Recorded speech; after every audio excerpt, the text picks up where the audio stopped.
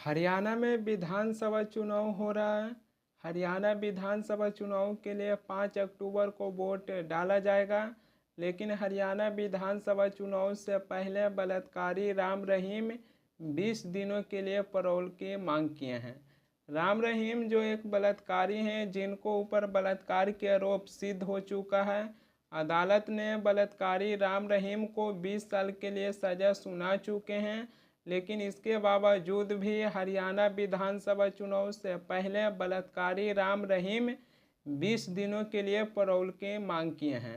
राम रहीम के पैरोल की अर्जी चुनाव आयोग को भेज दिया गया है। अब चुनाव आयोग डिसाइड करेंगे कि बलात्कारी राम रहीम जेल से बाहर आएंगे या फिर जेल में रहेंगे। इससे पहले भी बलात्कारी राम रहीम को जेल से रिहा कर दिया गया था। 13 अगस्त को 21 दिन की छुट्टी पर बलात्कारी राम रहीम को जेल से रिहा कर दिया गया था। आपको बता देते हैं कि 2017 में बलात्कारी राम रहीम को अदालत ने 20 साल के लिए सज़ा सुनाए थे। राम रहीम 10 बार पैरोल पर या फिर छुट्टी के बहाने कई बार बलात्कारी राम रहीम को जेल से बाहर कर दिया गया था। इसी दौरान 255 दिन यानी कि 8 महीनों से ज़्यादा बलात्कारी राम रहीम जेल से बाहर अपने समय बिता चुके हैं। सोच के देखिए कि राम रहीम बलात्कारी हैं, जिनको ऊपर बलात्कार के आरोप सिद्ध हो चुका है। अदालत ने राम रहीम को 20 साल के लिए सज़ा सुना चुके हैं, लेकिन इसके बावजूद भी बलात्कारी राम रहीम 8 महीनों से ज़्यादा जेल से बाहर अपने समय बिता चुके हैं। अब जब महिलाओं के साथ अत्याचार करने वाले आरोपी के बात निकल ही गया है, तो इस पर बहुत दूर तक बात होना चाहिए। गैंग रेप के तीनों आरोपी से मिलिए। कुणाल पांडे, संयोजक बीजेपी आईटी सेल वाराणसी। सक्षम पटेल, सह संयोजक BJP IT cell Varanasi. Anand उर्फ अभिषेक चौहान, कार्य समिति सदस्य BJP IT cell Varanasi. Gang rape के ये तीनों आरोपी बीजेपी के आईटी सेल से जुड़ा हुआ था। आईआईटी बीएचयू की छात्र के साथ दुष्कर्म कर ये तीनों आरोपी बहुत आसानी से फरार हो गए थे।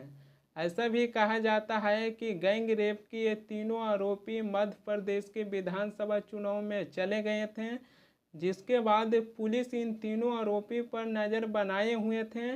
जिसके बाद पुलिस ने इन तीनों आरोपी को गिरफ्तार कर लिया। ये 3 आरोपी में से 2 आरोपी कुणाल पांडे और आनंद उर्फ अभिषेक चौहान को इलाहाबाद हाईकोर्ट ने 7 महीनों के बाद जमानत दे दिए हैं। गैंग रेप के तीनों आरोपी में से 2 आरोपी जेल से छूट गए हैं।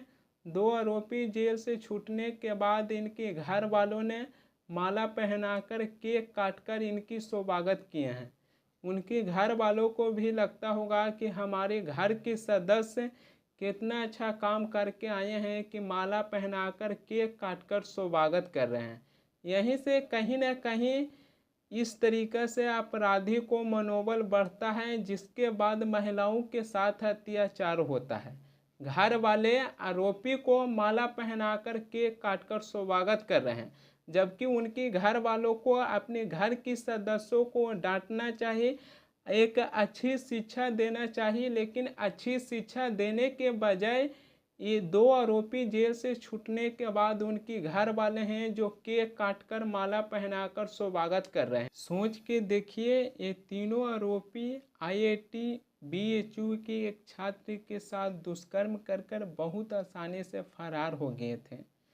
तीनों आरोपी में से 2 आरोपी जेल से छूट गए हैं। 2 आरोपी जेल से छूटने के बाद अपने घर पर आए, तो इनके घर वालों ने इस प्रकार स्वागत किए हैं। गैंग रेप के ये तीनों आरोपी के पहुंच बहुत दूर तक था। गैंग रेप के आरोपी सक्षम पटेल प्रधानमंत्री मोदी के साथ तस्वीर में नजर आ रहे हैं। गैंग रेप के आरोपी अभिषेक चौहान उत्तर प्रदेश के मुख्यमंत्री योगी आदित्यनाथ के साथ तस्वीर में देख रहे हैं। गैंग रेप के आरोपी कुणाल पांडे प्रधानमंत्री मोदी के साथ तस्वीर में नजर आ रहे हैं। गैंग रेप के आरोपी सक्षम पटेल स्मृति ईरानी के साथ तस्वीर में नजर आ रहे हैं। गैंग रेप के आरोपी कुणाल पांडे बीजेपी के अध्यक्ष जेपी नड्डा के साथ तस्वीर में नजर आ रहे हैं। गैंग रेप के ये तीनों आरोपी के पहुंच बीजेपी के बड़े बड़े नेता के साथ था। यहाँ तक कि गैंग रेप की ये तीनों आरोपी के तस्वीर प्रधानमंत्री मोदी के साथ भी नजर आ रहा है, जो आप लोग देख सकते हैं। जहां एक तरफ प्रधानमंत्री मोदी जनता के बीच जाकर कहते हैं कि महिलाओं को साथ अपराध करने वाले दोषी कोई भी हो बचना नहीं चाहिए। दोषी बीजेपी के आईटी सेल से जुड़ा हुआ मिला है। दोषी प्रधानमंत्री मोदी के साथ तस्वीर में नजर आ रहे हैं। तब क्या प्रधानमंत्री मोदी जनता के बीच जाकर बोलेंगे? सुनिए प्रधानमंत्री मोदी जनता के बीच जाकर क्या कहे थे कि महिलाओं के साथ अपराध करने वाले दोषी कोई भी हो बचना नहीं चाहिए। बहनों बेटियों का सामर्थ्य बढ़ाने के साथ साथ उनकी सुरक्षा भी देश की प्राथमिकता है।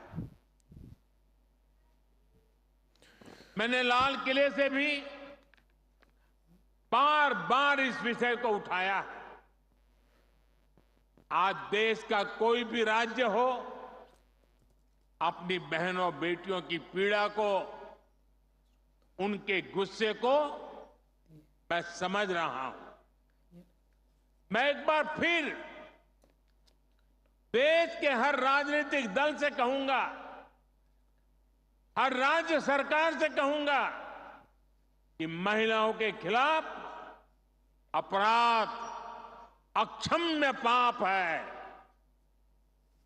दोषी कोई भी हो वो बचना नहीं चाहिए। प्रधानमंत्री मोदी जनता के बीच जाकर कह रहे हैं कि महिलाओं के साथ अपराध करने वाले दोषी कोई भी हो बचना नहीं चाहिए। दोषी बीजेपी के आईटी सेल से जुड़ा हुआ है। दोषी प्रधानमंत्री मोदी के साथ तस्वीर में नजर आ रहे हैं। तो क्या प्रधानमंत्री मोदी के पास सवालों का जवाब है?